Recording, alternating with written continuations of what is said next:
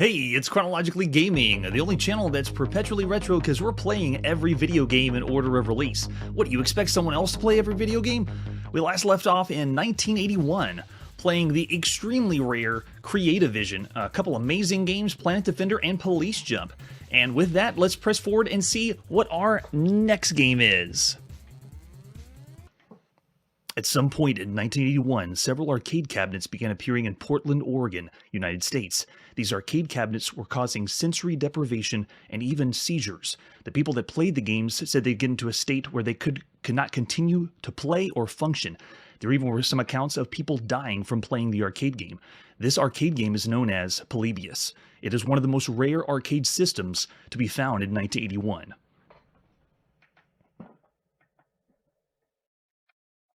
Or not, it may just be an urban legend or myth, but I wanted to put it in for fun because of all the video games that have urban myths or legends, this one's the biggest, and it spawned in a real game. So Polybius, believe it or not, is an amazing footnote in video game history. And with that, let's press forward and see what our next game is. We're next going to the Atari home computer, and this is Pool 1.5. Let's play some billiards. Let's take a look at the box for Pool 1.5. You can see this is presented by Innovative Design Software, the first high-res pool table simulation ever offered on the Atari. And back of the box just says copyright. Nothing much there. Let's take a look at any other artwork we got. There's the advertising flyer for Pool 1.5. Now you can play Pool on your Atari 48K disc system. That's right, you need 48K of memory. High-resolution graphics, instant replay on any shot, super fine aiming, pool room sound effects, and 4 popular games to play. Wow, they got 4 pool games in this? Okay. And then another advertising flyer that's interesting that it's showcasing the computers for the time. Starting from left to right, there's the Atari 400, the IBM PC, the Apple II, and then the Atari 800 PC. And I believe that is it. Let's take a look at the manual for Pool 1.5. We've only played a handful of pool games so far on the channel. Welcome to Pool. Many months of sophisticated machine language graphics programming have gone into making this one of the finest high-res animated graphics games ever written for the Atari. IDSI is dedicated to bringing you the best Atari software. We hope you enjoy Pool 1.5. And yeah, you need 48K of RAM to run this one. The most K of RAM, or the most RAM for any game we've seen so far in 1981. How do you boot it? We know how to boot that. Easy peasy. How do you play? You have 4 different people that can play, most likely alternating. You can enter demo mode, so it'll play itself. And then when you're ready to play a game, you can choose from 8-ball, straight pool, rotation, and 9-ball. That's nice. And so the manual even has explains the rules of those games if you're not familiar. And this one also works with the Atari keyboard and the Atari paddles. So the paddle controls are a little twitch finicky for me to play. We'll be playing in keyboard mode, but keep that in your back pocket that the paddles work too, which is pretty impressive. And then how do you play the game? You have to position the ball first. On the keyboard, you move the arrow keys and then S to put it down. And then whenever you're ready, you can control the aim speed in English of the ball. And then, you can the speed of the cue ball, what the English is, and then shooting. Whenever you're ready, push S on the keyboard to shoot, or the button if you have the paddle plugged in. And yes, scratching. We all know that not to scratch and pull. But they got different commands. How you can aim. You push A, B, begin, C, color. Wait, color? Oh, okay. So you can pick between color or numbered balls. All right. And then escape shows you your score. You have F for friction. Wow, they have lots of options for this one. Switch between keyboard and paddle is the K button. M for motion. You can do fast, slow motion. So you can change the physics. That's ahead of its time. And then how to go to the next player's in, replay, terminate. Yeah, there we go. Explanation of the ball physics. The bowling ball effect, or when one ball strikes another. It's pretty hard to do back in 1981. We've only seen, I believe, only 2 other pool games. We have seen a pool game you could put in the palm of your hand, but it really wasn't pool. It was pretty rudimentary. So a description of the game, how do you play straight pool? You have rotation, 8-ball, and 9-ball. And then how to use the keyboard. Oh, okay, so this is when you're in the keyboard mode, what to do. So the first thing you do is put the diskette in, how many you want to play, enter your name. Okay, this is nice. I like this. They're giving you the steps of how to play the game. That's really helpful. Okay, so the using paddles, it gives you the example of paddles too. And then suggestions. Send your responses to IDSI if you have any comments or suggestions. We might after we finish playing. So any other versions, we just have an alternate version. Let's slide in the disc and play Pool 1.5, released at some point in 1981 by Innovative Design Software Incorporated. Here we go.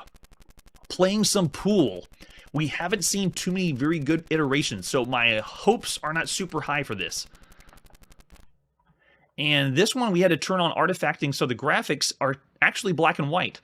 The reason why it looks like it might be in color is because it's using the graphics on the system gives an artifact, and we've turned them on, so it looks like it has graphics, but it's because the programmers are really, really good. All right, how many are going to play Pool? Let's see the demo. So pushing D, it's going to start playing, just random. Ball going, bouncing around. And then when it's time to play, you hit escape to go. Yeah, it looks like it's just randomly hitting everything. But you can barely make out the numbers of the ball there. And I guess you could go by color too, but oh, that's got to be rough. Using the artifacting to get the colors of the ball is got to be a little rough on that. Okay, so let's do one person playing Pool. And it's Chrono is the name. What are we going to play? We got lots of options for a pool game. This is more than we've ever seen. We'll just do classic 8-ball. And then whenever it's our turn, so the way this works is I want to go to keyboard mode and make sure it connects correctly. Does it? Let's see. Oh, it's looking for me to put the ball down first. Yeah, there you go. So keyboard's on now. And then after you put the ball down, you aim where you want it to go. I'm just following the directions in the manual. And then after you do that, then you do space bar. And then we go to speed, right? Oh, no, S. I hit S and the ball went. I forgot. If you hit S, that fires. You hit the cue ball when that happens. So the next one is, what was it? A for aim. Fine aim. Nice. And then for speed, I'll just have to consult the manual because you can go through English for each one too. The handy-dandy manual. Man, I love them. If you didn't have them, most of the time growing up, I didn't have manuals, so I just had to figure it out myself. Getting these in bargain bins. How many for Pool? Enter your name, and then use the aim to cue ball, S to move in the direction of the aim, and then press spacebar. Press S to shoot. Okay, so they're just showing you the bare bones, but there is other commands to see. A for aim, C for color, escape is score, friction, motion, next player. Where's the English, though? Oh, okay, use the numbers. Oh, that's easy. That makes sense. Okay, so if we do 2 or 3, or maybe it's space. Oh, okay, space moves to the next one. So now it says how fast we want our speed to go, and we can switch this out. You can see 5, 4, 3, 2, 1, or 8. That looks good. And then for English, oh, I see. So after you hit spacebar, you select the English you want by doing TL, L, right, or bottom. Or if when you're ready, just hit S, and then boom. And it goes. And the sound effects they claim in the manual, they're not very impressive. What's really impressive is the physics, though. That's really cool. All right, so then how do we switch the colors out? So you can see the numbers there, and then that's the representation of the colors. Not very helpful. We'll stick with numbers.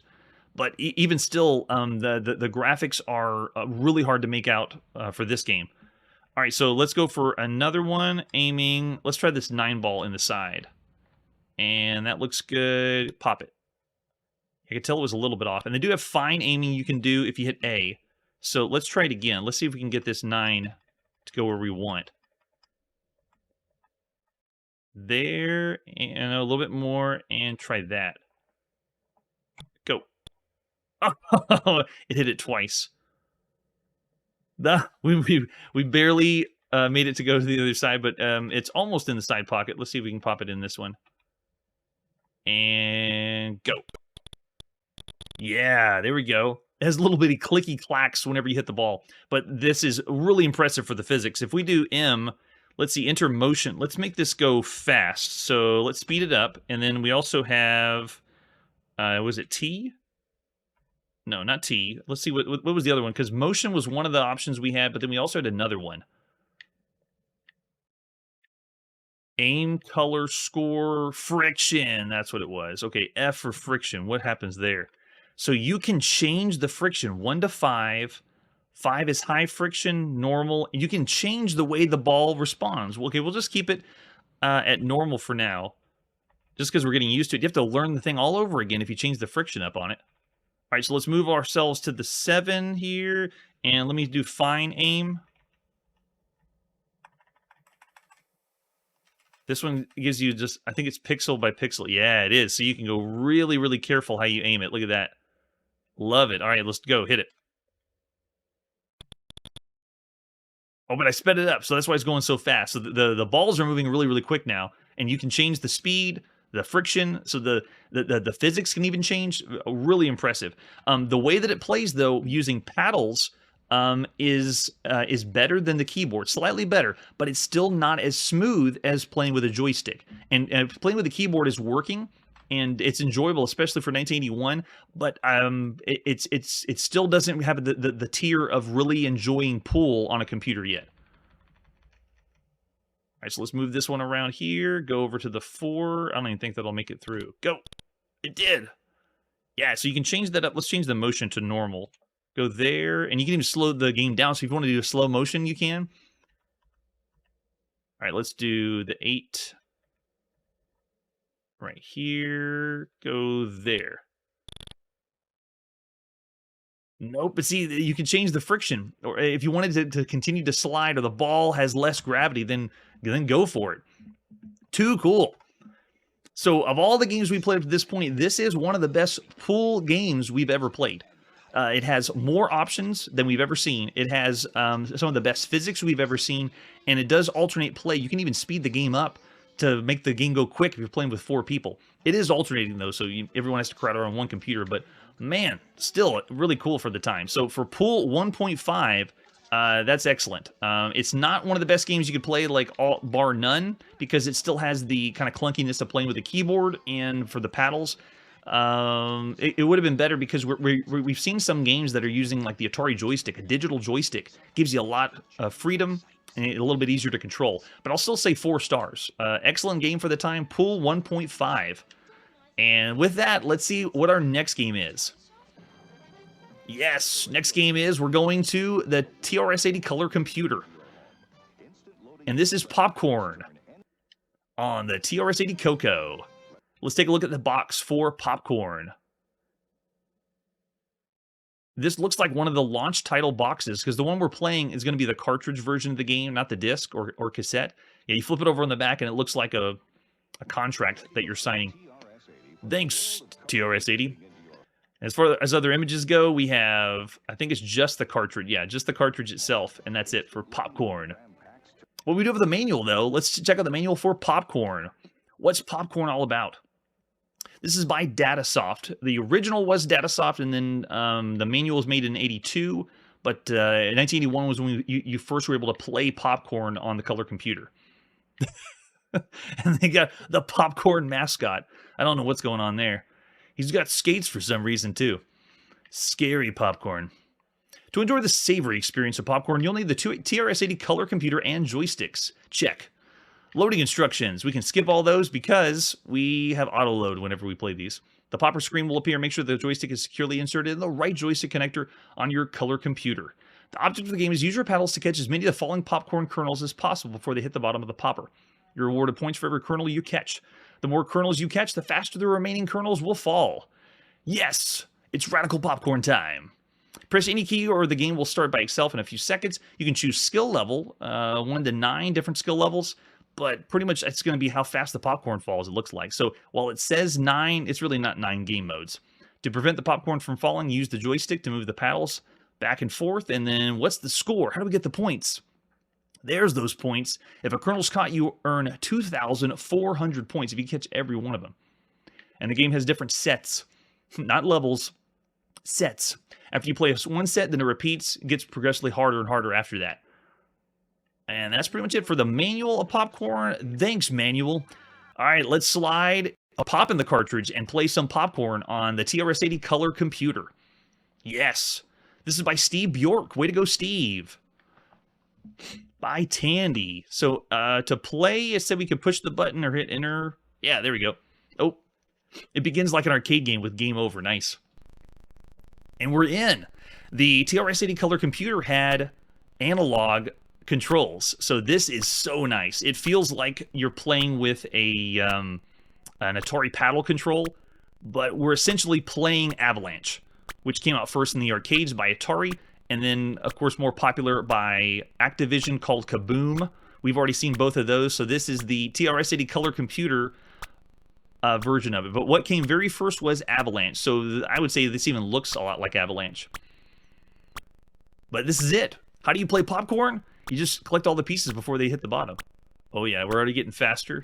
They even have the same amount of levers to catch the popcorn like it does in Avalanche. We've already seen a home port of Avalanche too. And this one, it'd be difficult to pin down exactly which one came out first, but we know for sure in the arcades, Atari made Avalanche. Man, the controls though are so good. Using the color computer analog joystick, this is just like playing in the arcades. And fans of the channel would know when you played Kaboom, it's the same. Using the Atari paddles, it feels the same way. Yes! We're in, and then we go to the next set, and it just gets progressively harder and harder. And that's pretty much it. Popcorn, that's how you play some popcorn on the TRS-80 color computer. That's great. It plays the way it's supposed to, especially with the controller. The controller for the TRS-80 color computer. I would say it's average for the time. Of all the games we played up to this point, yeah, I'm going to say 3 stars for Popcorn. A perfectly average game for 1981. And with that, let's see what our next game is after Popcorn. All right, it's time to play President-Elect for the Apple II. This is the election or primaries that were on October 28th, 1980 between Carter and Reagan. That's playing in the background. But this game is based on the upcoming 1984 election. So you can start planning and practicing seeing the outcome of the election. So if you're wanting a different person to win, or you're wanting to really get into the presidential primaries, then this game is for you. Let's take a look at the box for President-Elect, a computer strategy game of the campaign for presidency by SSI, the strategic simulation game experts. The race for the presidency of the United States is on. President-Elect is the perfect release for armchair politician and all of us. Yes, if you want to be a politician, or you aspire to, then this is the game for you. You can do an election from 1960 to 1984. So this game, while released in 1981, you could predict or play as if you're getting ready for the 1984 upcoming election. And you could even go back in time to do the election in 1960 with Nixon and Kennedy. So you can even play a 3-player game. No way. Republican, Democrat, and possible third-party candidates. The computer can play any of all 3 positions, programmed to play a game over and over again. Okay, so it's not 3 people. I'm pretty sure this is a 1-player game. You're just playing against how many other candidates do you want to run against, essentially. Oh, really? On the ColecoVision? I need to see that government simulator on the Coleco. This is one of the first government simulators we've seen. There is others, one specifically that was for mainframe computers, but for the first on the channel, this is the first government simulator. Let's see what other artwork we have. There's another part of the box where they give you an updated version in 1987. It's the release of the 1988 edition of President-Elect. And here's our advertisement flyer. All roads to the best strategy games for the Apple lead to SSI. And they aren't lying. The best strategy games are by SSI. You can see President-Elect there at the top. Yeah, for Apple games. For our 2 versions, we have the one from 1981 and then the 2.0 version that we saw the cover for, released in 1987. But we're going to play the first. Released at some point in 1981. Here's President-Elect for the Apple II. If you want to get your government simulation on, this is where you would go in 1981. Yes, by SSI. By Nelson G. Hernandez Sr. Way to go, Nelson. I kind of figured we would hear this sound or that tune before we start the game. So we get the options to start a new simulation, continue an old one, a graphics demonstration, or a 1960 campaign demo. Now, we don't have the manual for this one. I wasn't going to showcase too much of it because it is really in-depth for the time. Let's go with the 1960 campaign demo. So I'm going to say number 4, and then we have a color monitor, so let's go.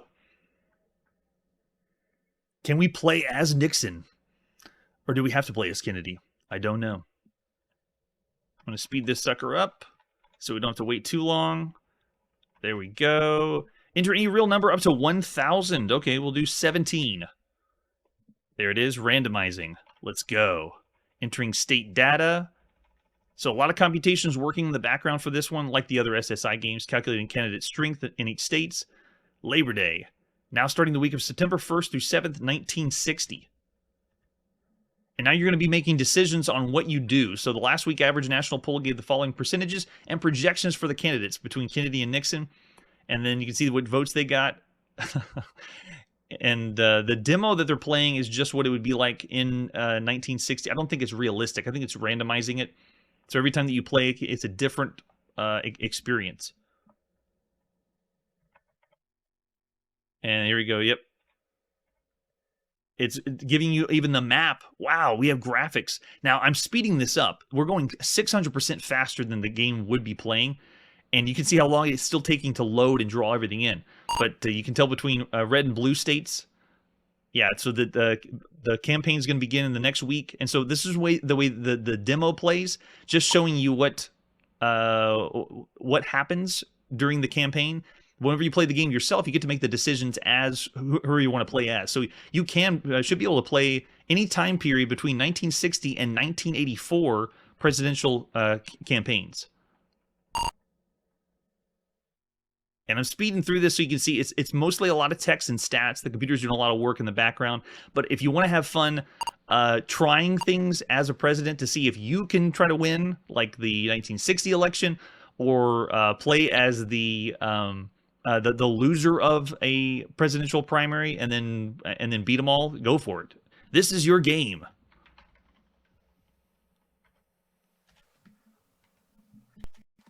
All right, so that was President-Elect for the Apple II. Of all the games we played up to this point, that one's tricky.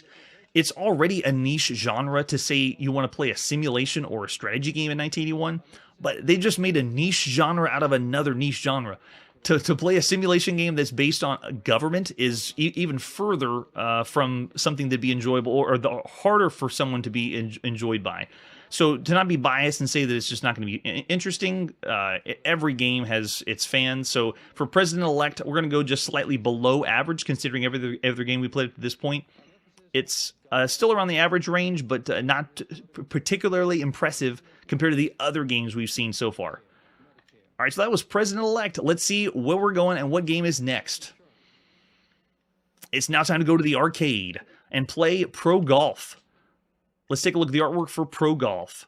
We got 2 different advertisement flyers. So the first one is in Japan, because this is originally by Data East on the Deco cassette system.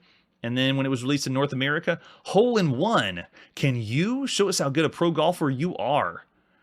The latest golf game for the arcade might be a really good one. And then we flip the advertisement over on the back. You can play the hole until you lose all your balls or shoot over the par. You'll lose 1 golfer. You will give up the hole when you lose if all balls. Give up the score is higher. Insert more coins to play more holes. Of course, got to put those coins in.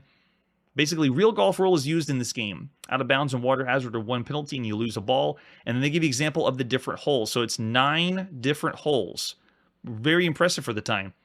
Use the control lever to shoot. Up, down, and select your club. And then right and left to hook and slice the shot, and then it shows you the distance indicator. Links to the bar indicate how far the player's power is going to be, and then it shows the clubs and how far they're going to go too. Cool. And then there's the example of the PCB. For Deco, it means it had a cassette system on top of the PCB that you could switch out cassettes instead of having to replace a whole arcade cabinet. But there's the controls. Up and down and selecting clubs, aiming left and right with a joystick, and then taking a shot. They're keeping it simple for a golf game, which is pretty nice. All right, I am intrigued. Do we have other versions? Nope, just different sets. Let's play the first one. Released at some point in 1981. Here's Pro Golf by Data East. The latest golf game. Oh, nice. A deco game that we didn't have to wait for the cassette to load. We've had to do that before. Animation already looks pretty good. They're showing the 3D effect of the ball coming over the top. And this is just the attract mode. Attract mode's very quiet, though. They're giving you an example of how it looks, but the presentation is awesome. It looks like a more modern game. So I'm excited to check it out. Let's put a coin in and push start. There you go. Way to go, Daddy. He's putting a little ditty in the front. Okay, so whenever you start, I can move left and right to aim. Let's just go full blast. This has the one wood and hit it. Pop that sucker. Is there wind? Oh, it bounces too. Wow, that's pretty cool. I'm looking. I don't see any wind indicator. And it changed my club automatically. Okay, hit it. So it picked the 3 wood for me. Wow, yeah, it's making it really simple. And I'm on the green already. It didn't really change the view for the green, but let's see if we can... Oh, yeah, that's really hard to do, the aiming there. And they readjusted. Okay, sure. So it looks like we made par. I don't know how. That was really lucky. But it's so easy to play.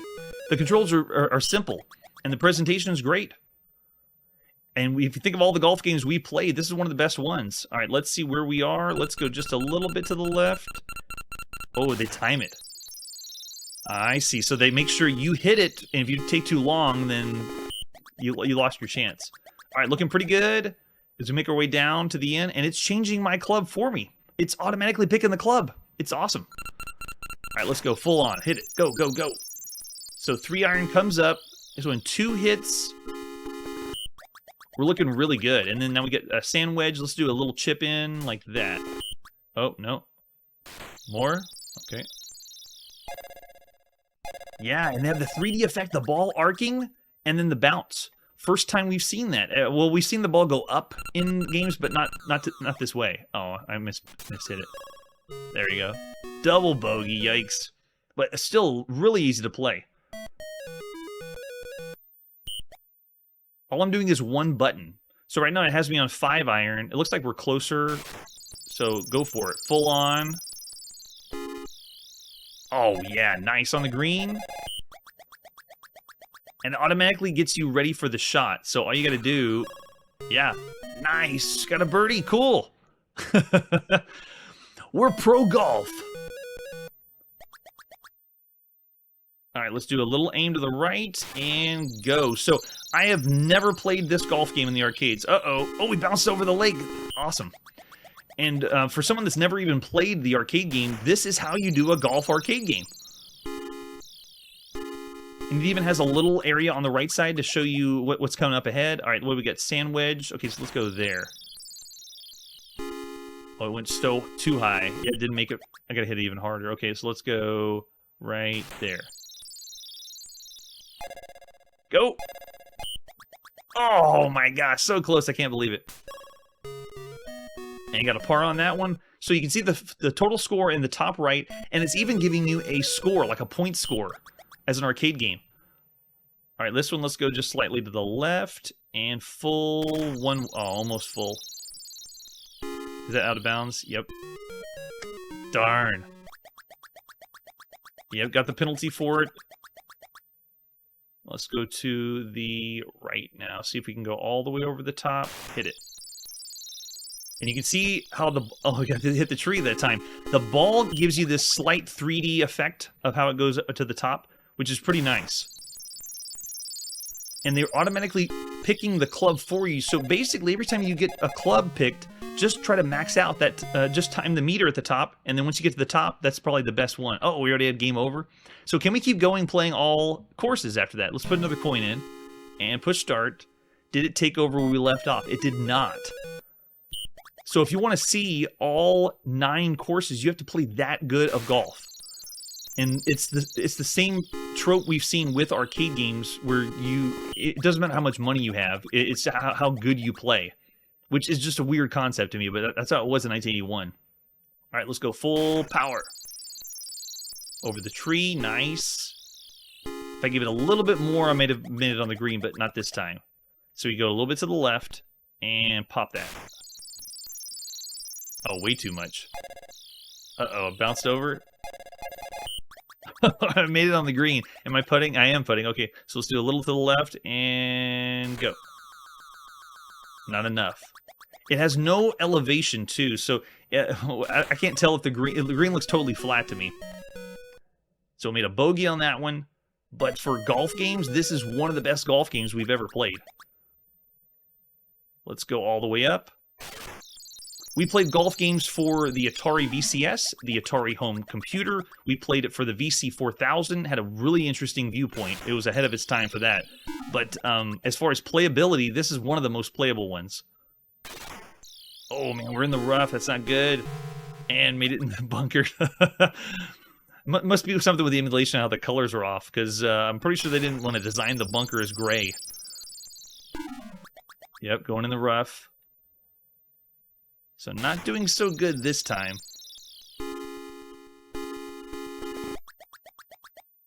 Let's go a little bit more to the left and hit it. Come on, get on there. Oh, and see, once you get enough strokes, then it kicks you out and it's game over. It looks like I dropped to my knees. I just can't stand it. Too cool. Okay, so I actually didn't have high expectations because we haven't seen super amazing golf games. This is one of the most impressive golf games we've seen thus far on the channel. The other ones worked. The other ones did play, and some of them were enjoyable, but this is the easiest to get in and go and play some golf of all the games we played so far. So really impressive for 1981. I'm going to go definitely above average. It's an excellent game, and because of how easily you can get into it, and because it's setting some standards for other golf games, having the meter go up and down. The other ones we played, like on the Intellivision and the Atari, it would have you swing the ball around a circle. So this is one of the first ones we've seen using a meter like this. It's automatically picking the balls too. So even though it's just a golf game, it is one of the best you could play. I'm going to go 4.5 stars for Pro Golf. Well done, Data East. And with that, let's see what our next game is. Yeah, we're still in the arcades. This is Pulsar. Let's check out Pulsar and see what it's all about, starting with the advertisement flyer. Fingers Malloy for Pulsar. The best thing Al ever did for this place was Pulsar. Who is Fingers Malloy? Oh, there he is on the right. Fingers Malloy, man, he would get beat up by Mr. Arcade in a heartbeat. The other guys with the shades, see, they're not Mr. Arcade. No one beats Mr. Arcade. There's the example of the arcade cabinet for Pulsar, the PCB, and for control panel, looks like we just got a 4-way joystick and one button. So easy peasy, yeah, one button to fire. I like it. There's our arcade marquee for Pulsar. We have a manual, too, for this one. This is by Sega Gremlin, the owner's manual for Pulsar. Let's check it out and see if they tell us anything about the game. Okay, so just a quick history. Pulsar was first released in Japan in 1980, near the end of 1980. We didn't play it on the channel. I found out that the North American release was 1981, so the Sega Gremlin North American release is what we're going to be checking out here. But technically, this was out in 1980. So just bear that in mind as we're playing it. Pulsar is a 1- or 2-player game in which players maneuver their tank in through a maze in an effort to secure keys necessary to unlock gates to the next round. Players can move their tank up, down, left, and right to maneuver through the maze. Okay, so it's a tank game, which we've seen before, but it's incorporating keys and a maze game, I guess. As players travel through mazes, they're attacked by aliens. There's 3 aliens, and they can be destroyed to assure safe passage through the maze. The first round starts with 2 keys to unlock the gate, and each maze has another key added. Keys must be transported individually. To add further excitement, there's a force field that appears randomly blocking passageways. If a player's tank is stationary and gets caught, it will be destroyed. As long as the player keeps their tank moving, it cannot be destroyed by the force field. Kind of like a way to keep people from being idle at the arcade. And we're going to see lots of different techniques that developers use. Like in Berserk with Evil Otto. You know, if you stand still too long or take too long, something's going to come and destroy you so the next person can play the arcade game. Players also have to keep track of fuel. Okay, they have fuel too. When fuel is completely expended, the tank is destroyed. Players receive fuel when they destroy an alien and are completely refueled when they enter a new round. Okay, so it's like our timing, like we've seen before. What's the score?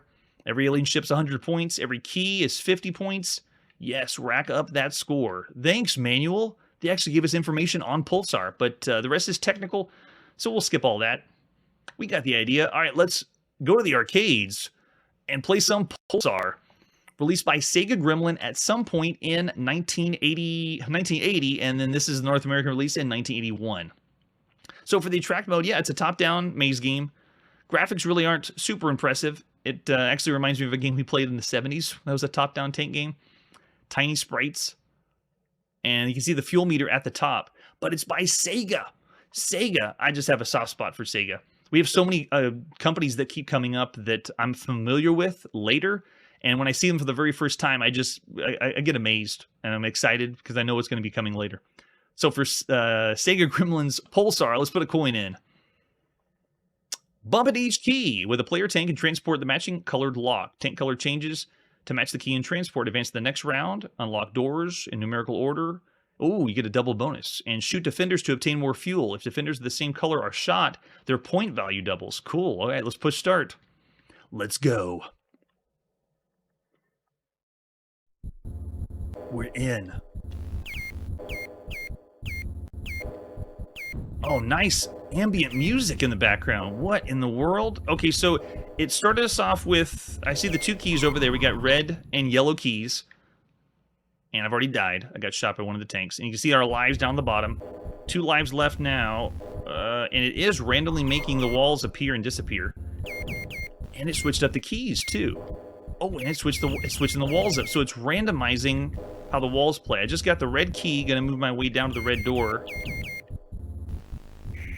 Got it. And then now we got to get the yellow key. Whoa, nice. The alien explodes.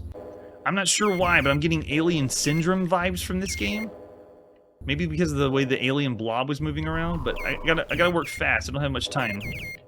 Getting this one.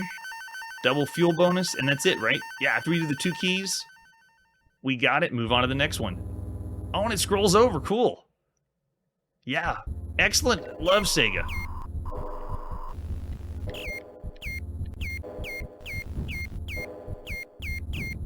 The only thing this game would need that would push it over the top is if you could put in multiple coins and play with 2 people at a time and work together on the maze.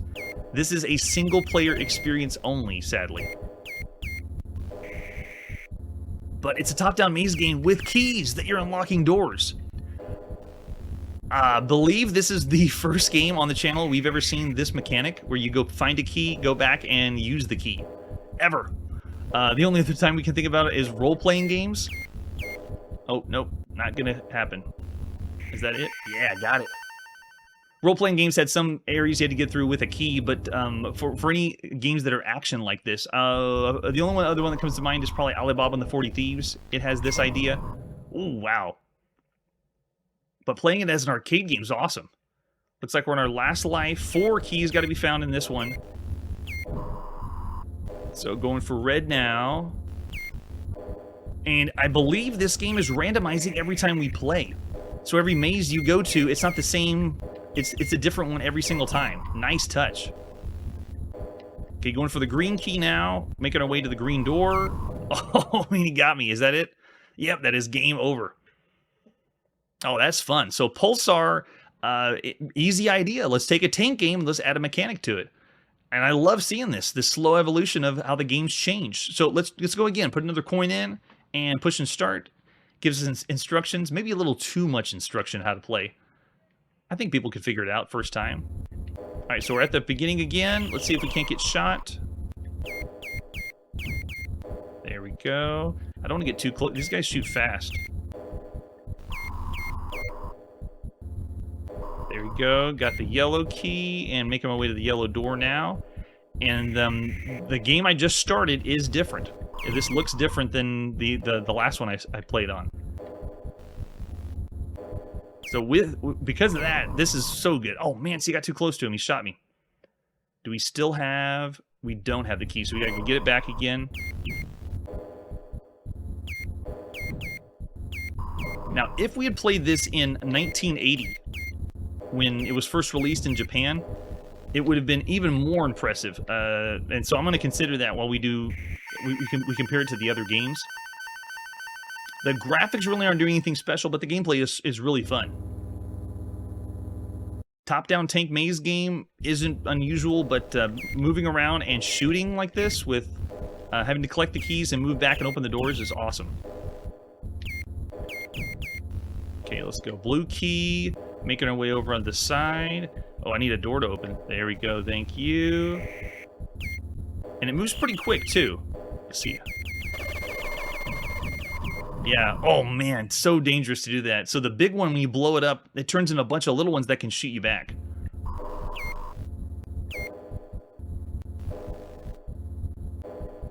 And the sound effects, the background is one of the very first times we have seen a game that sounds like the movie Alien, Ridley Scott's Alien, where it's not trying to do music or go cutesy, it's trying to be creepy. So, or like in the depths of space where no one can hear you scream. So cool. All right, so that was Pulsar. Yeah, the sound is amazing that it came out in 1980. The lasers, pretty simple, but the background sound effects are so cool. And for everything else we've seen at this point, Pulsar is just adding just a little tweak to an element we've seen in the past. But because we haven't seen mini games do this formula before, I'm going to go 4 stars for Pulsar. Excellent title, especially when we know it was released in Japan first in 1980. Yeah, so 4 stars for Pulsar. Well done.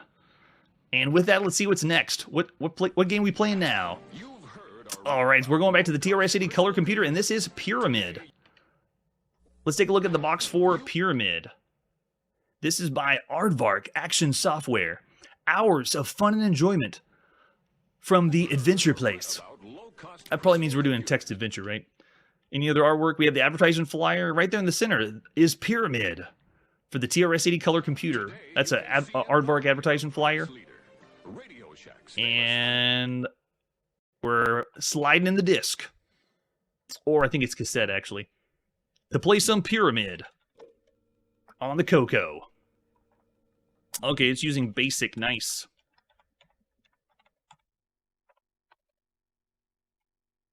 Gotta remember to go slowly. I'm pretty sure we're doing text adventure for Pyramid. If you love the color computer and you like colors, specifically green, get the color computer. I am in archaeologist hut. Whoever programmed this wasn't an amazing writer, apparently. I see knapsack, shovel, sign. Obvious exits are north. What do you want to do? Read sign. Yeah, so we got a text adventure game for Pyramid. I see bring treasures here. Okay, so doing the classic Colossal Cave idea. Go get treasures, come back to this spot. What about get shovel? We got it. What about get sign? Can we carry that around? Can't. Sorry, just can't. If I look again, does it tell me what's up? You see the knapsack, get knapsack. Open. Knapsack. What's in that knapsack? Okay, well, look. Knapsack? I'm having to type a little slower than what I usually can on this one. I see tin can, a pistol, a flashlight. Okay, let's go north. I'm in a path. I see nothing. Now I can go north, south, east, and west. Let's go west. I'm in a desert. I see Aardvark. A slight nod because Aardvark made the game. And I also see monkey and bananas. Get bananas. Got him. I think I got him. Or maybe there's just more bananas there. Get monkey. Monkey won't let me. Oh, come on, monkey. Give banana. I don't know how. Of course you don't. This one is the basic 2-word text parser. This would probably be the bare bones text adventure game, considering the other ones we've seen. I mean, we've seen some really good ones, but of all the text adventure games, Pyramid it's okay. It's not super impressive, especially whenever it started off with grammatical errors, so I can't really give it super high marks. At least for first impressions, but as usual, we don't go very far on text adventure games. So for all the games we played, I'm going to go ahead and give that one subpar, or just slightly below average with 2.5 stars. If you think of all the games we played, it's not the best of the best.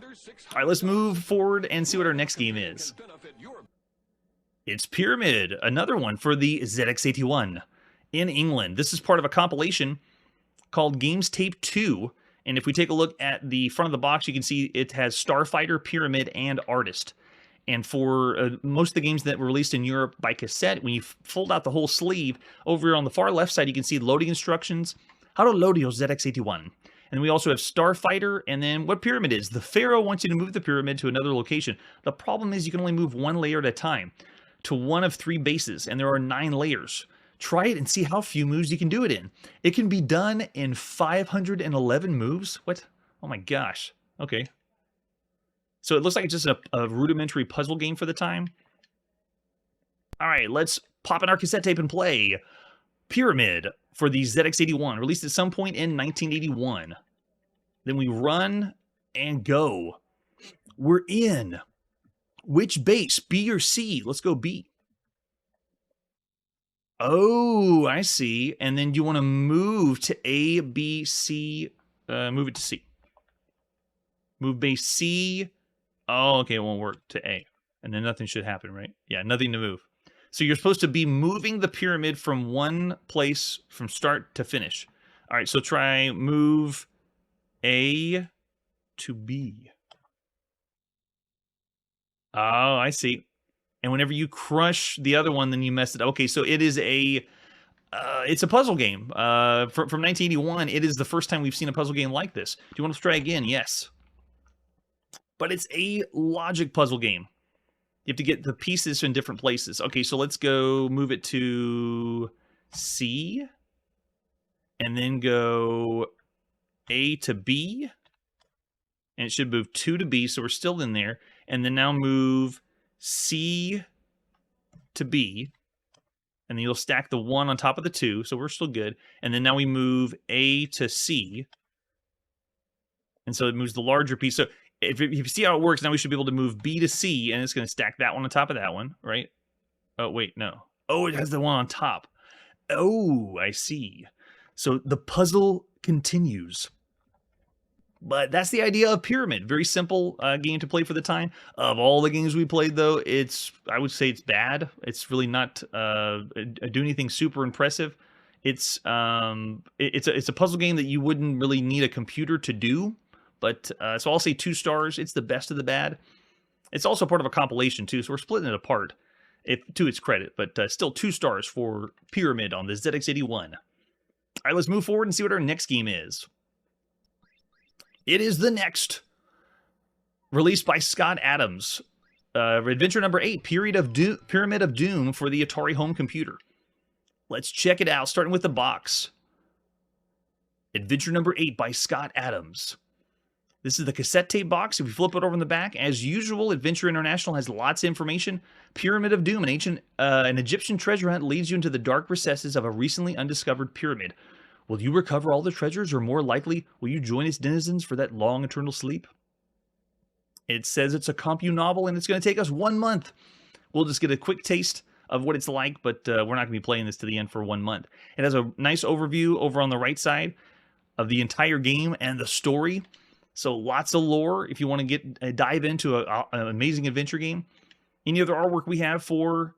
Yeah, we have the advertisement flyer, and this one has all of the 10 releases that were on Atari for Scott Adams Adventure games, all the way up to Savage Island. So this is number 8 out of the 10. And any other versions? We got the cassette or the disc version. We're going to be playing off disc. So let's pop in our disc and play Pyramid of Doom, released at some point in 1981 for the Atari home computer. Here we go. Now we can have an adventure without ever leaving our armchair. Again. Do we want to restore a previously saved game? No. There's the opening. Yes. Welcome to adventure number 8, Pyramid of Doom, by Alvin Files and Scott Adams. Way to go, Alvin and Scott. Dedicated to Ray Harshaw. So I'm in a desert. Visible items are a wooden pole sticking from the sand, a pool of liquid. Drink liquid. I can't do that yet. That's what I'm used to hearing from a text adventure game. But I am in the desert, so that's not good. What about get pull? Get pull. Oh, we did. It worked. We got the pull. But we can't exit. Let's go east. I'm in a desert next to a pyramid, and I see a stone and a sign. Okay, read sign. Sign says, "He who defiles the tombs of Egypt shall surely perish." Okay, get stone. And can I keep going? Oh, I have a door with a large keyhole. Okay, so I'm probably looking for the key. Use stone. The sound of machinery happens when I get the stone. Okay, so that's what makes the door reveal with a large keyhole. And hence our first puzzle. How to get inside the pyramid. If you are a map maker or a map taker, that's what you'll be doing in this game a lot. Mapping the maze to play the game. And if you love cursive handwriting, you'll love it on the Atari home computer. So that's Pyramid of Doom. We're not going to play too much more of it because it is still a very average for the time 3-star game. It is excellent to see a series of video games, though, by Scott Adams. I wouldn't be able to rate them better or worse than the other. But considering other text adventures, we've seen ones that have more impressive text parsers and even writing and story, too. All right, so that was Pyramid of Doom. And we also have the release that was for IBM PC or PC Booter, the Pyramid of Doom version here as well. So let's take a look at this one. This is on cassette tape, and we have an advertisement flyer for Pyramid of Doom also. On a trek through the vast uncharted center of the Sahara Desert, in search of a missing explorer, you come upon a pyramid recently exposed by the shifting sands. Will you be able to collect all of its treasures and escape? Or will you join its denizens for that long eternal sleep? This costs... no way. $5.95. That's a deal. Oh, no, wait, sorry. Cassette is $14.95. That's better. I was going to say, we've never seen any computer game cost $6. And for other versions, yeah, no other versions. All right, let's pop in and play Pyramid of Doom for the IBM PC in 1981. Welcome to adventure number 8, Pyramid of Doom. Tell me what to do. Let's get that poll. And then, what do you do with pool of liquid? Get liquid? No, it doesn't. Well, it didn't say I couldn't do it, so I guess not. All right, let's go east. And actually, let's go west again and go north this time. Oh, are we going to get lost in the desert if we go north? Looks like east, west. Oh, you're right. Yep, we get lost in the desert, so you're pretty much just in the desert. So east gives you next to the pyramid, get stone. And now we see a sign with a door and large keyhole. So let's go west now.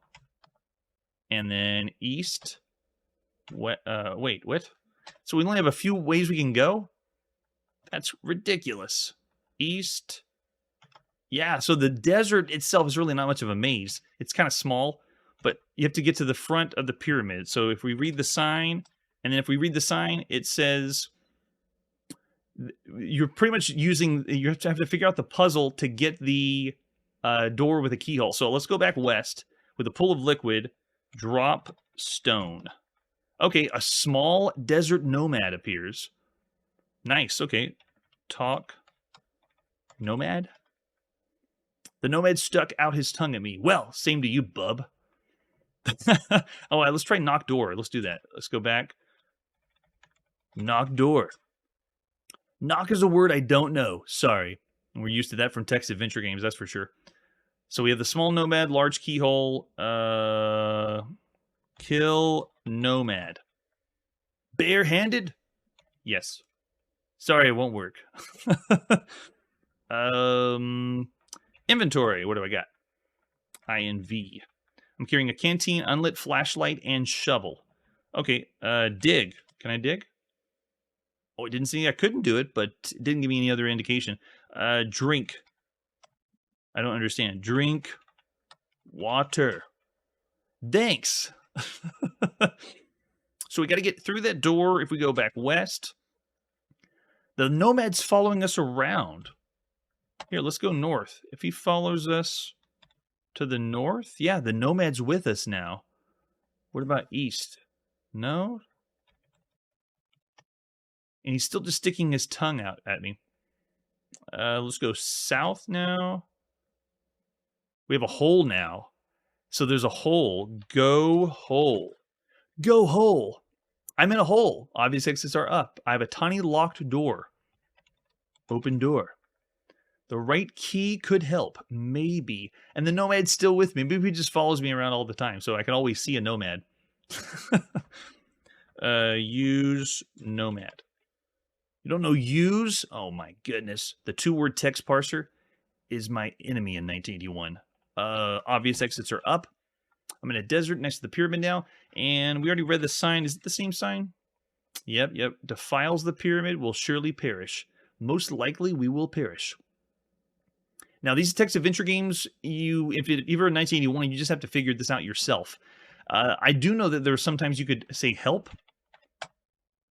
Oh, yeah. Search and ye shall find. Can I search? I see nothing special. Search, huh? Look, hole. See nothing special. Go hole. Okay, so there's a tiny locked door.